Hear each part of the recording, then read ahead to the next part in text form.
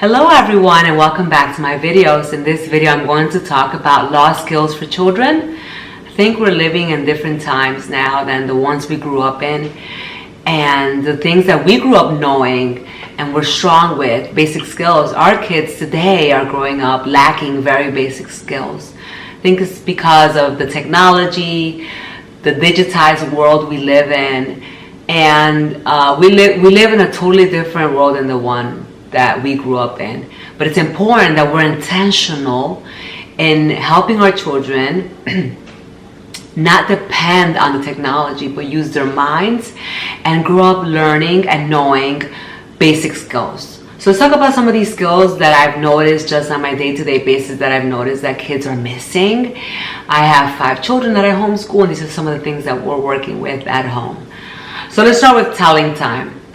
So a lot of children do not know how to tell time by reading an analog clock. In fact, I recently read something that said that schools in the UK are removing analog clocks because teenagers cannot read them. And that is right. And I've seen it where kids, even teenagers, cannot read an analog clock. I think it's sad that kids cannot read an analog clock, and I think it's so simple to teach it to them and to have them know it. And some of the things that we do here at home is that we just practice reading an analog clock. So my kids have analog watches. We also have this little practice one that we use in our homeschool classroom, and I'll give them different times. And I'll also use different terminology, such as show me what is, let's say, 5:30, or 5:45, or 7:15. Show me those times. What am I saying? Because I think that's also important for kids to know. And all we do is just practice that every day, a little bit at a time. And if you expose children and you practice every week, they will know how to read an analog clock. Very simple. The next one is schools have removed cursive from the curriculum in schools, and I think it's important for kids to learn how to write in cursive. I think when you write in cursive, you have an individualistic way of writing that is unique to you. It's creative. There's also founding documents, historical documents that were written in cursive, and if you want to read those first source documents, you're going to need to know how to read cursive, right? So I think it's important for kids to learn, and it's really simple. All you have to do is get an alphabet manuscript of cursive and then have children learn each letter, uppercase and lowercase, write it on a piece of paper in a notebook. Once they've learned their letters, you can move on to writing words, writing their names, writing sentences. Then I have my older kids copy beautiful things like Bible verses, poetry, different things like that. For my older girls, I actually have a cursive scripture writing binder, and I'll link that below for you guys if you have kids that want to practice their cursive, learning beautiful scripture. But I think just being intentional, and it doesn't matter what age they are. You can practice cursive in high school, you can practice cursive in middle school, you can start when you're young. You never stop really getting better at your cursive writing, and so I think even adults can get better at it as well. Let's go on to the next one. Reading big numbers. So kids are also not being able to read big numbers, and they're not able to read numbers in the millions and the 100,000s. And so it's really important to teach children place value first. And once they learn the place value, maybe you can get a place value chart and teach them place value, and then give them numbers every day. That's what I do with my kids. I'll give them big numbers and I'll tell them to read it to me. But not also read it to me. I want them to write it to me. I want them to be able to write 242,502. Can you write that for me in written form? I want them to be able to write it. When you write out a check, you need to be able to write numbers in written form, and I think it's a basic skill that all kids should know. So besides being able to read big numbers, I want them to also write them down. So every day I'm just giving them a big number. Doesn't matter what grade you're in, I'm going to give you really big numbers, and I'm going to want you to tell me, read it to me, and then write it in your notebook. The next one I have is money, using real money. as I mentioned before, we're living in a digitized world. People use digital wallets and credit cards, so very rarely do people actually take money to the store and coins, right? But you want to expose your children to paying with money in a cash register. And I take my kids often to the store to use real money. When I teach my kids money, I use real coins. I want them to see the thickness, the color, the shape, the size, everything of the coins. I don't use fake plastic coins because that's not going to teach them. I also teach them what's on the coin. Whose picture is on the coin? What do those symbols mean? Very important as well. And so I have my kids as young as, I want to say 10, 11 years old, and I will have them go to the grocery store. I'll give them a list of things to buy. I'll give them cash, and I'll have them go and pay. At the first time we go, I'll go with them, and I'll just be silent. The second time, I'll wait for them outside.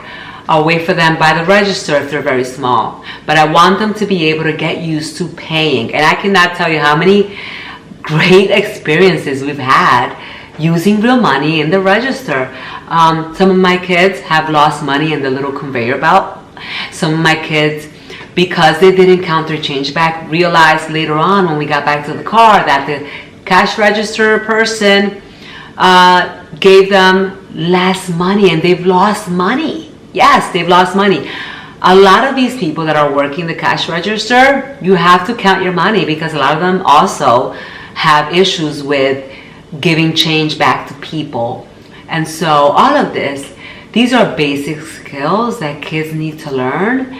And the same thing when we go to restaurants, I'll have my older girls calculate the tip on our check, and I'll say, let's figure out what 15% is. Let's first start off with 10% because that's the easiest, and then we'll add the 5%.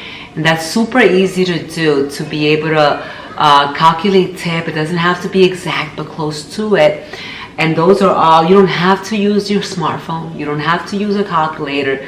You should be able to calculate that on your own using your mind. That's why I think it's so important for people to use their minds and not use their devices for everything, because we're losing our ability to think for ourselves, to use our brains, and it's important that we do so.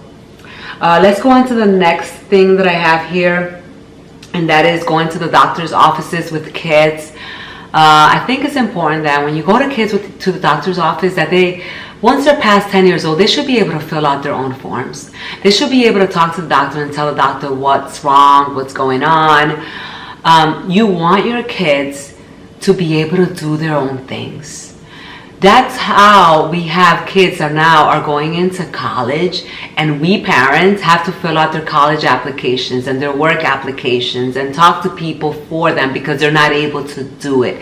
Start as young as 9, 10 years old. Have kids talk for themselves. Practice when you go to the doctor's office, when you go to any place, the dentist. These are all opportunities to practice social skills, filling out applications on their own, knowing their address, their phone number, their city, everywhere they live, their zip code, all of those things they should really know. And I do talk a lot about this on my private community. I have videos that I've dedicated to teaching kids basic skills with flashcards, like little ones, like their address, their full name, their birthday. I have like a stack of flashcards, and I go over that in my private community and how I teach kids that. But I really think it's important for kids to know all these things and to be able to do it on their own. I talked about the grocery store. I will give kids a list and they will go to the store. Another thing, let's talk about basic history and geography and civics. Children are growing up lacking very basic information about their country, about civics, about geography. Like you point at a map, they don't know where they live. They don't know what continent they live in. We need to teach kids these basic skills. Have maps displayed in your home. Teach kids how to read maps. Get local maps of your local cities and take a fun road trip and use a map instead of your phones. So important for kids to have these skills. And you just never know when you're not going to have these devices to be able to navigate and get around. They just know basic geography and navigation. Very, very important. One book that I'm reading right now is A Child's History of the World, and this is just a read aloud, very conversational tone, and it's just talking about all those basic things about world history and history here in the United States as well, included. And I think it's important for kids to have a world understanding of history and to know geography. If you don't know geography as an adult, there's some books that you can get even in Amazon, like the 20th Century American History for Kids. This will be for kids. Here's another one, American History in No Time, a quick and easy read for basics. So you can find these type of reads. They're fast and you can get refreshers on history. We love reading historical novels for the kids, give them a different context as well. There's history podcasts that you can have your kids listen to a little bit at a time every day. And I think it's important. The last thing I'm going to mention is survival skills. This past year, I went on an endeavor and I started a Pioneer Sisters group. And in this group, our girls are learning bread making, cheese making, sewing. Kids should know how to sew a button. This is not about interest. Oh, I don't like sewing. No, you should know how to sew basic button, how to fix, how to do a hem on your pants, do basic sewing. In our group, we're also learning outdoor cooking, camping skills, survival skills. I think it's important for kids to know how to make a basic fire. I think it's important for kids to know basic CPR, first aid, how to stop a bleed, how to recognize when someone is having a stroke or a heart attack. These are all things that we're learning in this Pioneer Sisters group that I started. And I'm just really excited to do that because I know that these are basic skills that girls need to know. In our group, we're also learning etiquette. We had a whole month dedicated to that. And of course, cooking skills, because I think kids should know basic cooking skills. In our private community, in the Bloom Sisters community, I started a whole casserole series because I'm really, really into casseroles. I think they're easy to teach the kids, and I think they're easy for moms and dads to learn basic casserole skills that you can put in the freezer later on and have meals. But these are all basic skills. Basically, just wanted to make this quick video on pay attention on what are some of the skills that your kids are missing. What is it? Maybe in the comments below you could tell me what are some that I've missed here. Swimming, all kids should know how to swim. And if I missed anything, please let me know in the comments. I've also created a memory work course in which I go a whole year, in which I made it for my kids so that they can know basic civics and geography and a lot of different things. I even have composers and poetry in there.